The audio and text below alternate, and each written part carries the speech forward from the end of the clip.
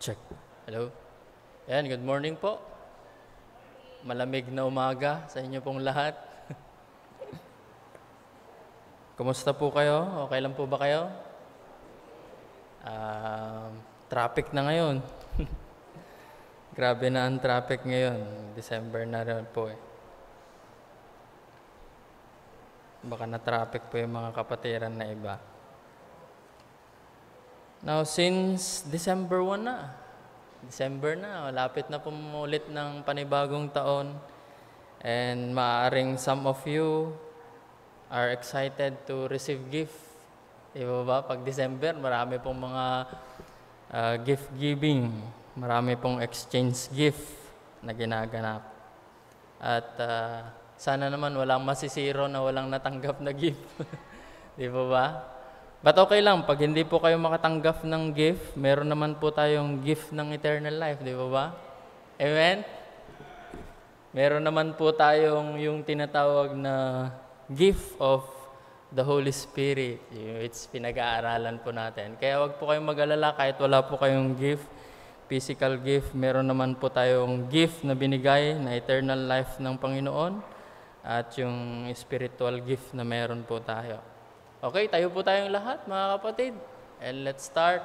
Again, we will going to read yung mga passage na kung saan makikita po natin yung mga gift of the Spirit. Start po tayo siguro po sa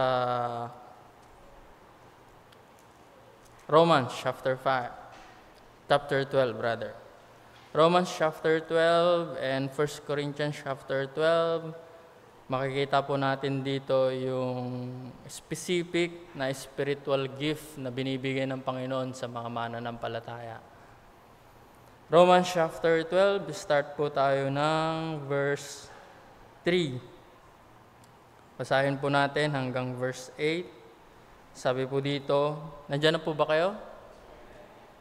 Sabi po dito, "For I say, to the grace given unto me, to every man that is among you, not to think of himself more highly than he ought to think, but to think soberly, according as God hath dealt to every man the measure of faith.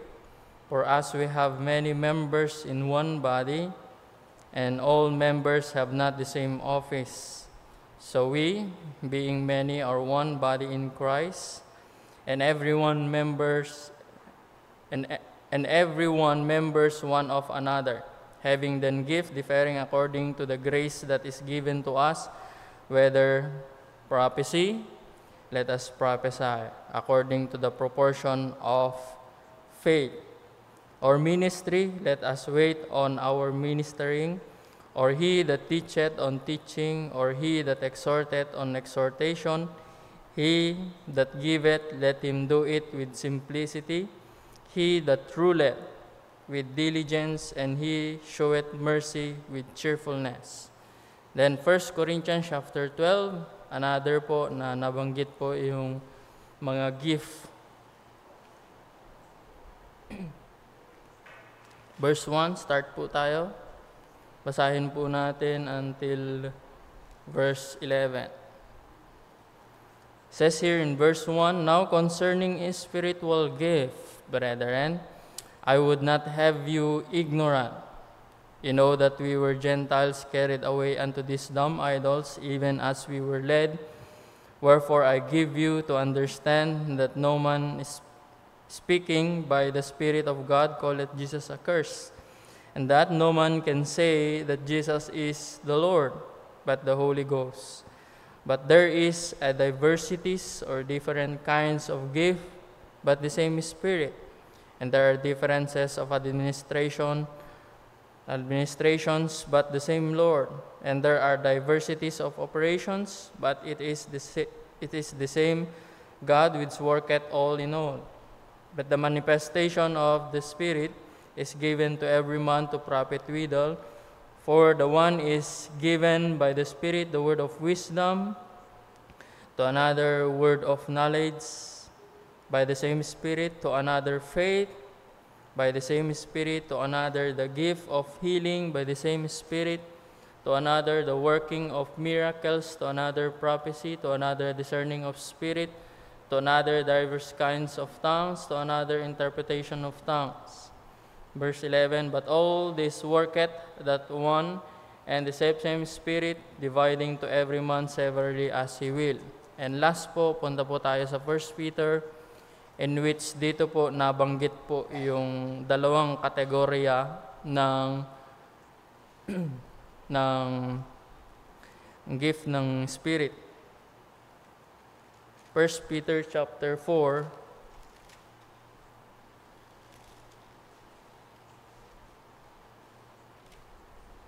verse 10 and 11. Yan na po ba kayo? Sabi po dito, as every man hath received the gift, spiritual gift, even so minister the same one to another, as good steward of manifold grace of God. If any man speak, let him speak as the oracle of God, that is speaking gift. If any man minister, that is serving gift, let him do it as of the ability which God giveth, that God is all things may be glorified through Jesus Christ, to whom be praise and dominion forever and ever. So dito, sa binasa po natin, 1 Peter chapter 4, verse 11, these are the groups of gift ng kategorya, speaking gift at saka serving gift. Yun po yung pag-aaralan po natin. Hindi na po nasali po dito yung sign gift because wala na po siya. Let's pray. Pagpalad, dakila naming Diyos, muli Panginoon, nagpapasalamat po kami muli sa buong week na inyo po kaming iningatan. And thank you, O Lord, for your grace and your mercy.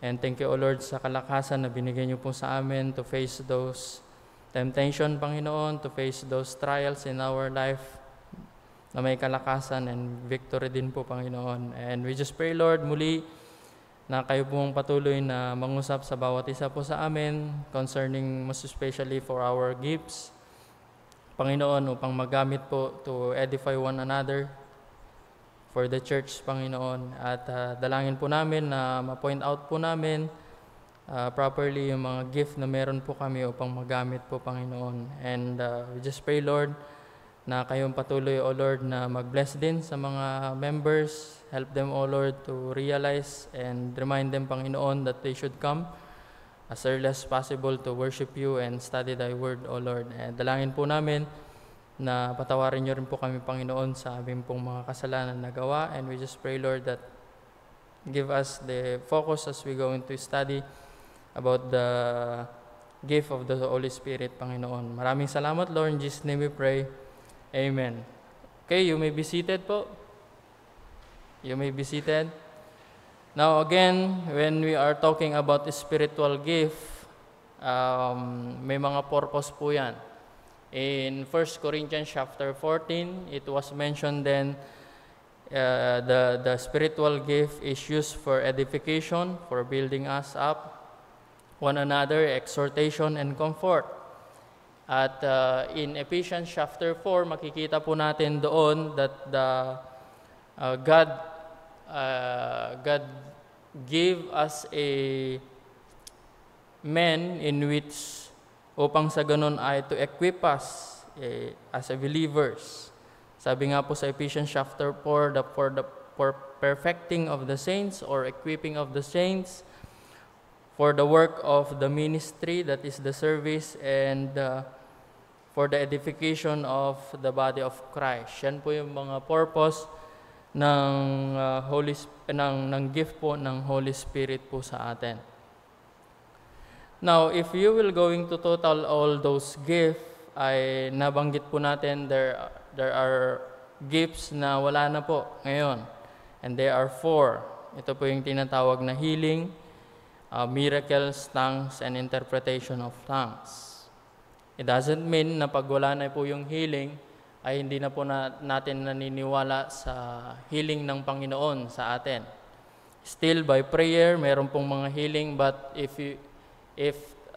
pero yung nag-e-exist pa yung healing, mga kapatid, wala na pong mga believers na pupunta ka at bibigyan ka ng healing. Because healing and miracles ay ginagamit lamang ito to attest that their message, most especially the apostles, is coming from God. Pag nawala na po yun, ay nawala na rin po sila. Same as through the gift of speaking of tongues and interpretation of tongues. Because interpretation of tongues rather, wala na po it because tongue was a miracle gift and the miracle has ended, and the other reason pa is yun yung judgment ng Panginoon sa mga unbelievers na mga Israelites. Another thing mga kapatid is, di ba nabasa po natin sa 1 Corinthians chapter 14 na inferior po ito kumbaga sa prophecy. Another thing is, because it rendered uselessness when the New Testament is already complete. And another thing is because tongues did cease according to history, mga kapatid. At ganun din po yung interpretation of tongues. Now, titingnan po natin specifically yung mga gift po nito in order for us to pin out at upang sa ganun ay magamit po sa edification ng church po natin. At una na titignan po natin is 1 Corinthians chapter 12. Doon po tayo magpo-focus po muna. Tignan po natin yung pagkakasunod-sunod po yon para hindi po kayo masyado maguluhan. So, unahin po natin sa 1 Corinthians chapter 12. In 1 Corinthians chapter 12, we know, sabi na Apostle Paul, now concerning spiritual gift, brethren, I would not have you to be ignorant. Kasi may mga, sabi po sa kanila, they are not aware na meron po silang mga gift na binigay ng Panginoon para po sa edification ng church. Hindi nila alam, they are not aware, kaya hindi po nila nagagamit po ng maayos. At dito, nabanggit po, na una dito is sa verse 8. Sa verse 8. Sabi po dito, for the one is given by the Spirit the word of wisdom. And then he says here, to another the word of knowledge by the same Spirit. So, unahin po yun natin yung knowledge. Unahin po natin yung knowledge. Yung knowledge po dito na tinutukoy is knowledge clarify the truth, or this is what we call speaking gift ng church po natin, or church, the body of Christ. And siguro maaari mo nyong sabihin that we have the common knowledge, di po ba? Lahat po tayo ay meron pong knowledge. According to, once you became saved already, we have the knowledge. In 1 Corinthians chapter 2, tingnan po ninyo doon. In general, tayo bilang mananampalataya, we have this knowledge because of the Holy Spirit. And in verse, tingnan nyo po sa verse, start po tayo sa verse 8. Sabi po dito, but we speak the wisdom which none of the princes of this world knew. It's talking about wisdom, knowledge rather. For had they known it, they would not have crucified the Lord of glory. But as it is written, I have not seen nor ear heard, neither have entered into the heart of man the things which God had prepared for them that love Him. Verse 10, but God had revealed them unto us by His Spirit. Alam po natin that we have the Holy Spirit and it was revealed unto us sa atin. For the Spirit searcheth all things, yet the deep things of God. In verse 11, for what man knoweth the things of man, save the spirit of man which is in him. So, ibig sabihin mga kapatid, pagka hindi po ito save, hindi po niya maintindihan about the spiritual things. We note it. Why? Because we have the Spirit. And even so, the things of God knoweth no man, but the Spirit of God. Verse 12, now we have received not the spirit of the world, but the Spirit which is of God, that we might know the things that are freely given to us of God, which things also we speak, not in the words which man wisdom teacheth, but which the Holy Ghost teacheth, comparing spiritual things with the spiritual.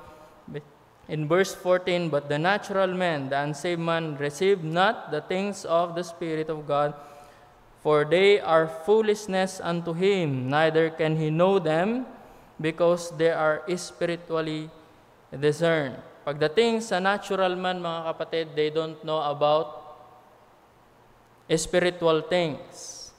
Sa kanila, parang foolishness ito sa kanila. But we have the knowledge. We know it. Why? Because of the Holy Spirit. Meron tayong tinatawag na common knowledge. When we read the Word of God, we can understand it. Why? Because the Holy Spirit is in us, and the Holy Spirit is the one who teaching us. Now, concerning the spiritual gift, it is beyond what is normal. Yes, we have all the knowledge concerning the Word of God. Concerning about God, we have the knowledge. Pero yung tinatawag po dito na spiritual gift is beyond the average.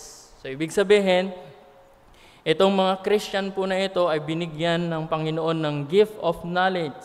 Ang ibig sabihin po niyan, mga kapatid, the spiritual gift of observing biblical facts and making conclusion. Or in other words, it is the ability to understand the Bible. Yes, we are all have the knowledge. Pero ito, yung mga gifted na binigay itong knowledge po na ito when they are reading the Bible, when they are all observing the Bible, they will make a conclusion out of it. Yung knowledge, yung Tagalog na kaalaman ay ibinibigay. Dahil po sa kaalaman na binigay na gift ng Panginoon, pag tinignan nila yung passage, they will get the conclusion out of it. Ganon.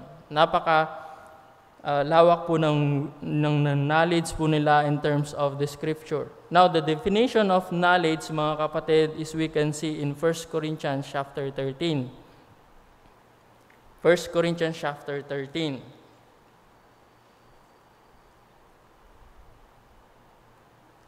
1 Corinthians chapter 13, verse 2. And though I have the gift of prophecy and understand all mystery and all knowledge. Nabanggit po dyan. Or kung i-paraphrase po natin dito in order for us to understand this verse, is maaring natin sabihin, if I have the gift of proclamation. Kasi yun yung other meaning po ng prophecy. If I have the gift to proclaim the Word of God, and I understand everything that is being proclaimed, and all knowledge is mine. Yun po yung sinasabi po dyan. It is the understanding, yung salita ng Panginoon, ay meron po siyang knowledge po dito sa salita ng Panginoon. And we can see here, mga kapatid, even in our church, we have men and women po na they have this gift of knowledge. Talagang pag tinitignan nila yung salita ng Panginoon, they can really understand it. Meron po silang kaalaman pagdating po dito. Maalam po sila, and that is the gift of knowledge, mga kapatid. And we can say na itong mga gift po nito ay maaaring binigay po ito sa mga nag-aaral po sa mga Bible school, yung detailed, di ba? Alam po nila yung mga detailed ng mga scriptures. Maaaring nag-Bible school sila, nasa seminary sila, they have a degree, masteral or meron po silang doctorate na degree, and they are knowledgeable sa Bible. They have the gift of knowledge. Pero hindi lang po yung mga nakapag-aral. Sometimes, even those people na hindi po sila nag-aral sa Bible school, they have this gift of knowledge. Kaya pagka nakikipag-usap ka sa kanila, talagang ang lalim din po ng knowledge nila sa scriptures. Kahit hindi po sila nag-Bible school. Why? Because this is given by the Holy Spirit sa kanila. Kaya yung mga members po natin, they are knowledgeable in terms of the understanding of the Bible. At maaari natin sabihin that is a wonderful gift sa church in which members really understand and knows what is the scriptures. The gift of knowledge, mga kapatid. Now, concerning the issue of this gift, knowledge, is tignan po natin dito since nandito tayo sa 1 Corinthians chapter 13, some of other theologians and people, they says, yung gift of knowledge ay wala na. Yan po yung issue. Sabi ng iba, yung gift of knowledge ay wala na, hindi na nag-exist. At sabi naman ng iba, nag-exist pa rin po yung gift of knowledge. Dun po tayo muna sa isa. Sabi nila, hindi daw po nag-exist yung gift of knowledge because of this verse dito sa 1 Corinthians chapter 13. 1 Corinthians chapter 13, verse 8. 1 Corinthians chapter 13, verse 8. Ito yung argument po nila. Sabi po nila, sa verse po na ito, charity or love never faileth.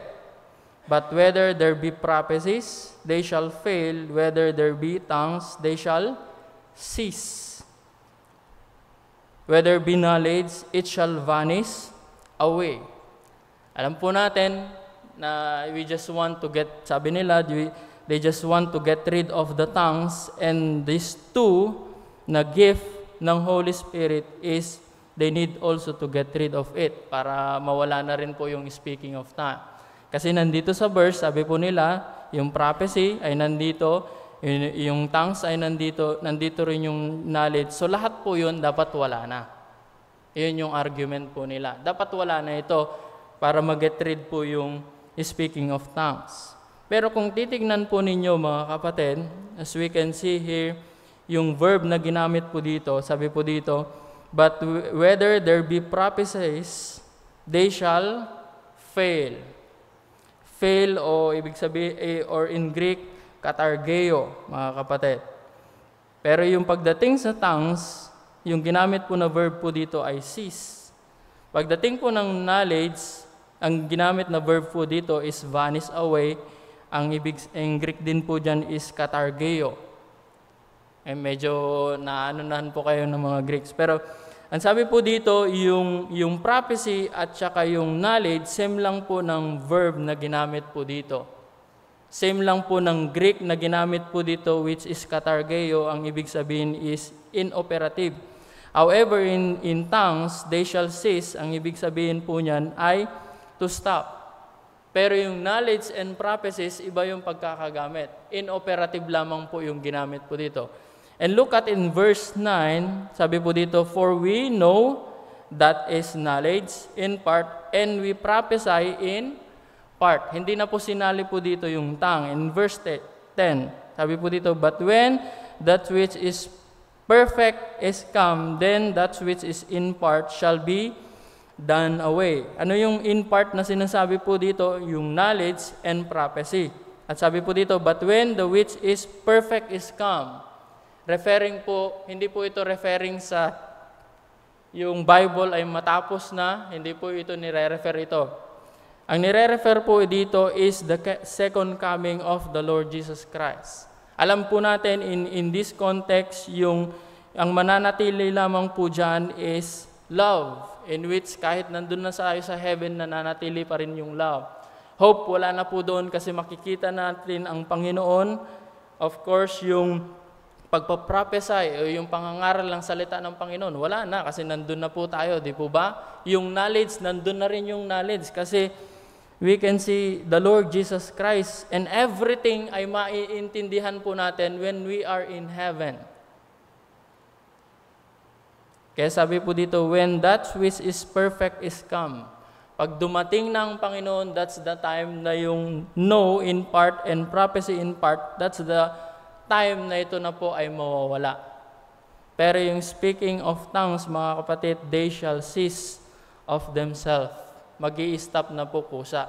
Pero mag-i-stop lamang po yung knowledge and prophecy pag dumating na po ang Panginoon. In which lahat po ng gift of the Holy Spirit will all going to vanish away or all going to fail. Pag dumating po ang Panginoon, mga kapatid. Kaya dito, we can see here in these verses na makikita po natin the gift of knowledge is still exists in our present time. Marami po tayong mga kapatiran na talaga they are really have this gift, the deeper understanding of the Word of God. Kasi pag wala na, edi we are all foolish. Wala na po tayong understanding ng salita ng Panginoon. Di po ba? The gift of knowledge. The gift of knowledge. Now, let's go back to 1 Corinthians chapter 12. Clear po ba tayo? Gift of knowledge, mga kapatid? Gift of knowledge. To really understand the deep things concerning the Word of God. 1 Corinthians chapter 12. The next one will be the word of wisdom. Wisdom. Wisdom, mga kapatid. Kung isa-summary po natin yung dalawang na po ito, yung knowledge just clarify the truth. Ito namang wisdom, mga kapatid, is apply what is the truth, what is that knowledge, i-apply. And still, this is a verbal gift. Verbal gift. Now, when we are referring about wisdom, we have all wisdom in common. Pero above that average, mga kapatid, we have this gift of knowledge. Same as true with wisdom.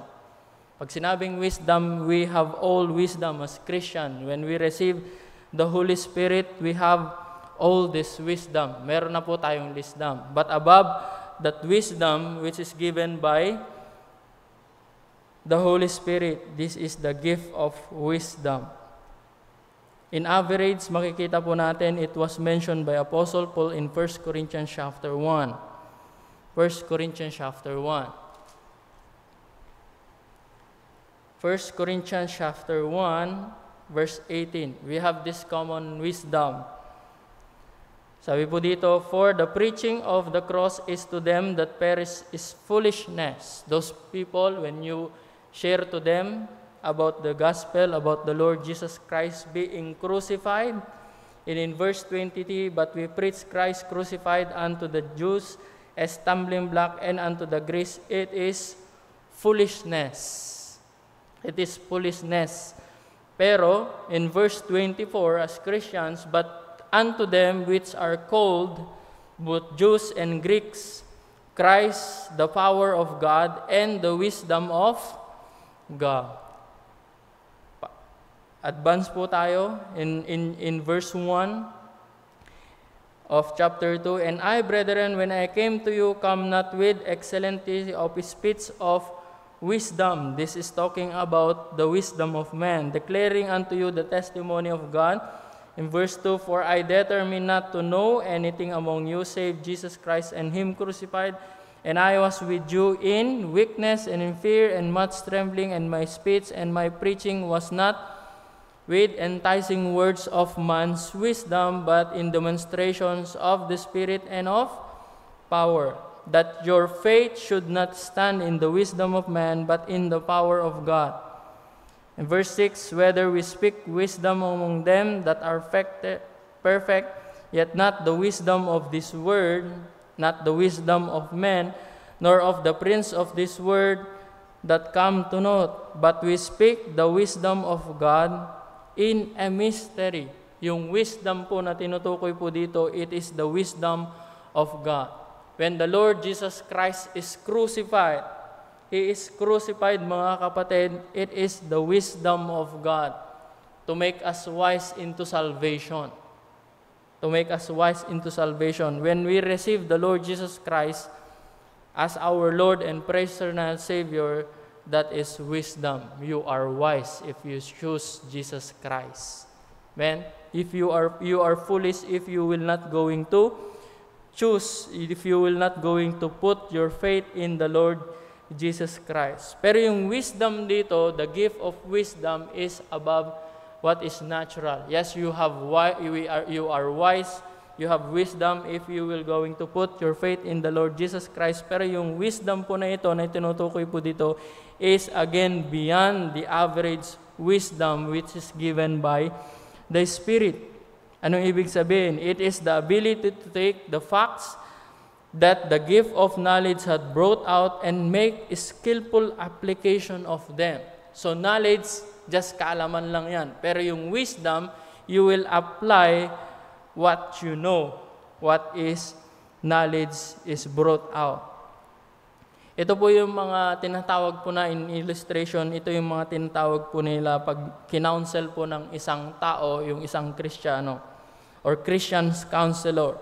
Nakikita po nila yung problema, they can see the problems, and by his knowledge of the Word of God, titignan po nila doon based sa problema, titignan nila yung salita ng Panginoon, and he draw out the principle that can be practically applied to the solving of the problem. Yun po yung tinatawag na wisdom. Magkaiba lang po yung knowledge pag nasa isip lang, pero yung application, ito po yung tinatawag na gift of wisdom.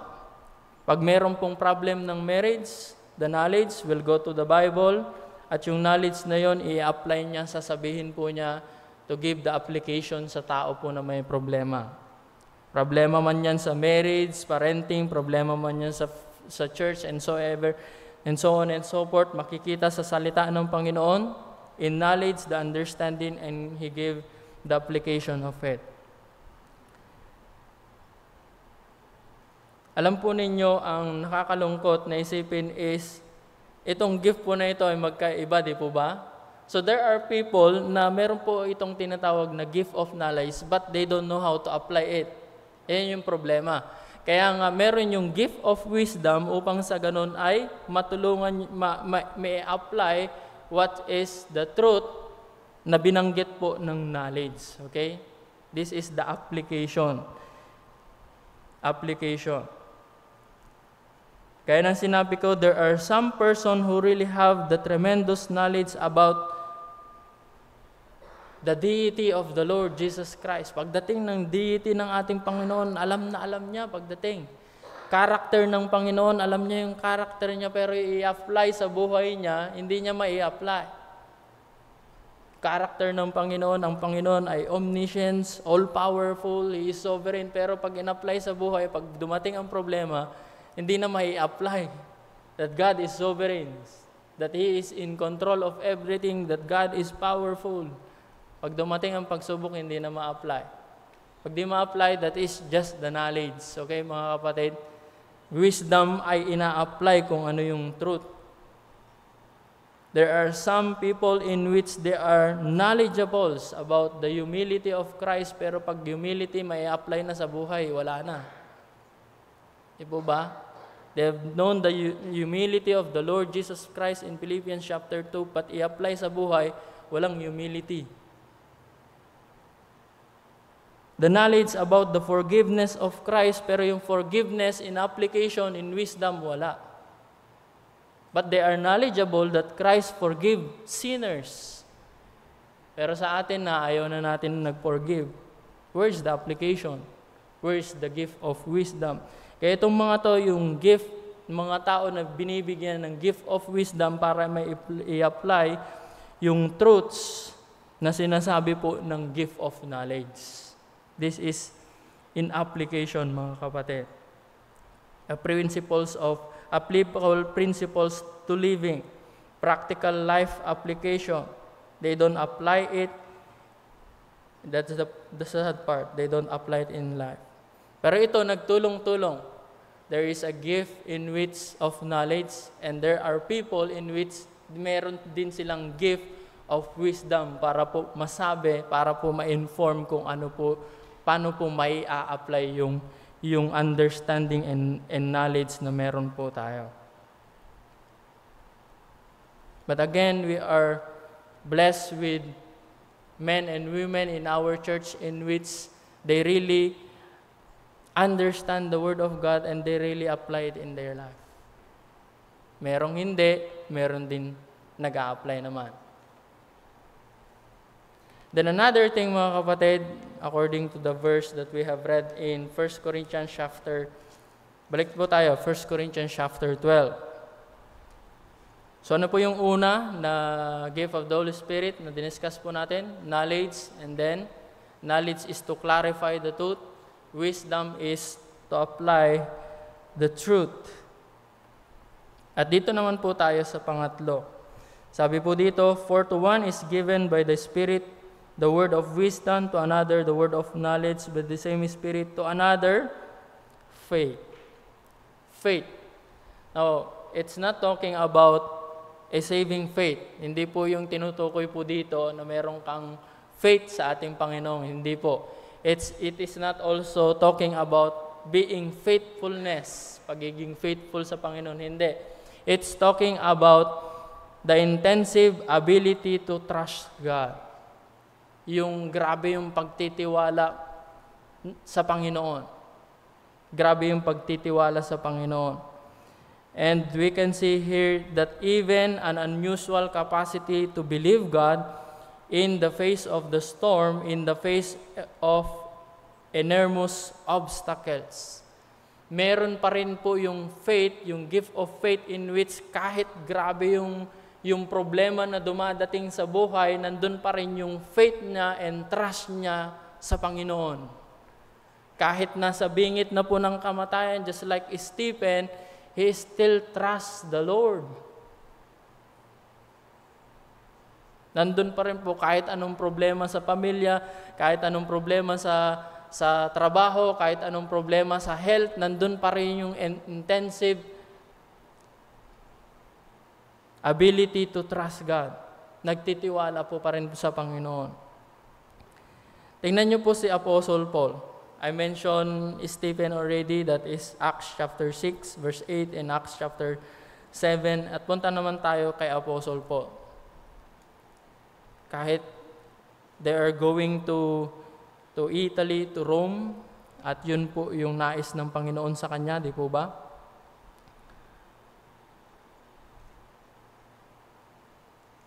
And going there ay marami pong problema. And one of the problem is the storm when they are sailing. Acts 27. Pero ito yung response po niya, mga kapatid. In verse, sige, shortcut na lang po natin. In verse 14, sabi po dito, but not long after there arose against it a tempestuous wind called Euroclydon. Yun po yung tumama po sa kanila ng storm. In verse 21, but after long abstinence, Paul stood forth in the midst of them and said, Sir, ye have hearkened unto me, and not have loosed from Crete, and to have gained these harms and loss.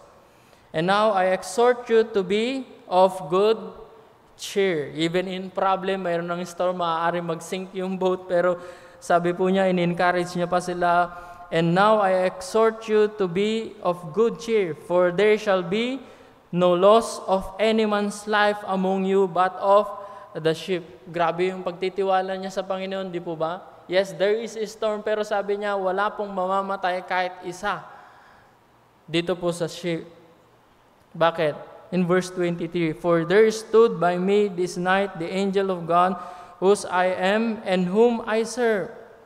Verse 24 saying, fear not, Paul. In chapter 23 po yan, verse 11. Fear not, Paul, thou must be brought before Caesar, and lo, God hath given thee all them that sail with thee. Verse 25, wherefore, sir, be of good cheer, for I believe God. He truly trusted God, that it shall be even as it was told me. Yun po yung intense na ability na nagtitiwala sa Panginoon.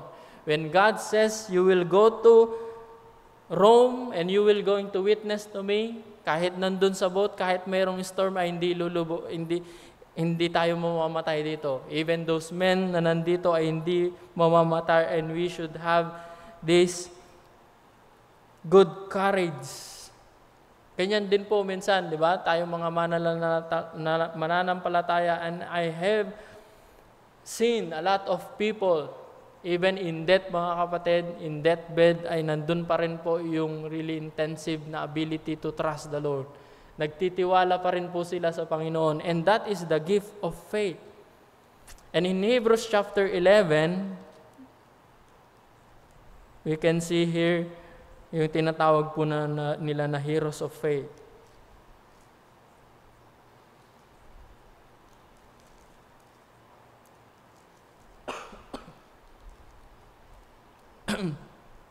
Hebrews chapter 11.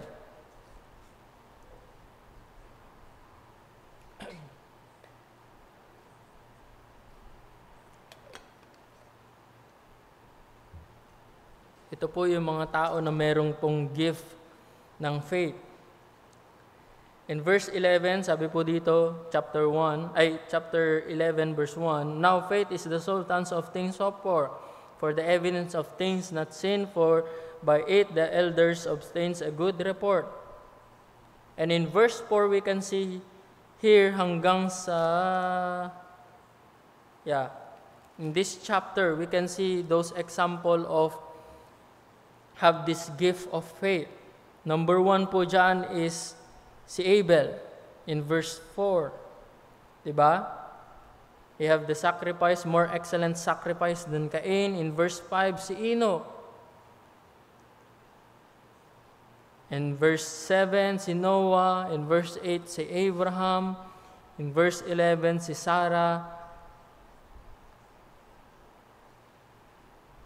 In verse 6, in verse 20, si Isaac. In verse 21, si Jacob. By faith din, si Joseph. In verse 22, Moses. 23, Moses' parents. In 23, Moses naman, by faith, Moses. Verse 24, and in verse 29, the people of Israel, when they passed the Red Sea. In verse 31, Rahab. Tapos nabanggit po niya dito, hindi niya na iniisa-isa kung ano yung ginawa nila, si Gideon, verse 32, Gideon, Barak, Samson, Jephthah, David, Samuel, at saka yung mga prophets. At kung titignan po natin, pwede natin i-add po yung mga apostles. Di po ba? They have this intense trust sa Panginoon. Even though not only the apostle but also the disciples, and even in our present time, kung tuloy-tuloy po natin, yung intensive na ability to trust the Lord, ay meron pa rin po yung mga members that they have this gift of trusting the Lord. They have this gift of faith. Kaya pag tinitignan po natin yung mga tao na they have this gift of faith, mga kapatid, we are strengthened, di po ba?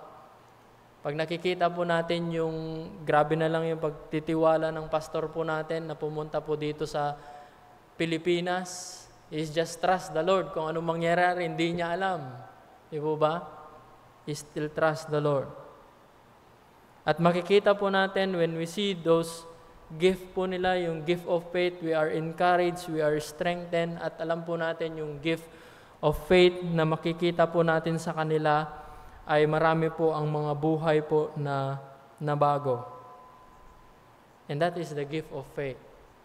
Now in our church, mga kapatid, we have a lot of member in which we can say that they are knowledgeable. They have this gift of knowledge. They really can understand the Word of God tremendously. And we also have the member of this church that they have this gift of wisdom. Yes, they can understand and they can give to you the application of what is being discussed in the Bible. And also, we have member in which they have the gift of faith. Kahit anong problema dumarating sa buhay po nila, kahit anong obstacle, makikita po natin yung they really trust the Lord so much in their life. And we are so blessed to have this member sa ating church. Tayo po tayong lahat, mga kapatid, and we will going to continue. Pagpapatuloy po natin, titignan pa rin po natin those gifts that is still existing in our present time. Let's pray. Our gracious loving Father, muli maraming salamat, Lord, for the gift na binigay niyo po sa church in which it is being used to edify one another, to strengthen the church. And we just pray, Lord, that those people na they have the gift of knowledge, they have the gift of wisdom, they have the gift, Panginoon, ng faith. We just pray, Lord, na kayo ang patuloy na gumamit po sa kanila upang sa ganun pa ay marami pong ma-encourage at marami pong ma-edify sa inyo pong church. And we just pray, Lord, na patuloy, Lord, na bless ang aming Sunday school, those people that are not coming on time, kayo magpabigay ng time po sa kanila, encouragement na sila po ay makarating ng on time, O Lord. Just pray for the blessing of their service to follow, at ganun din po yung pagpipreach ng aming pastor proclaiming the truth, Panginoon. Pagpalain niyo po ang bawat isa. In Jesus' name we pray. Amen. Okay po. God bless everyone.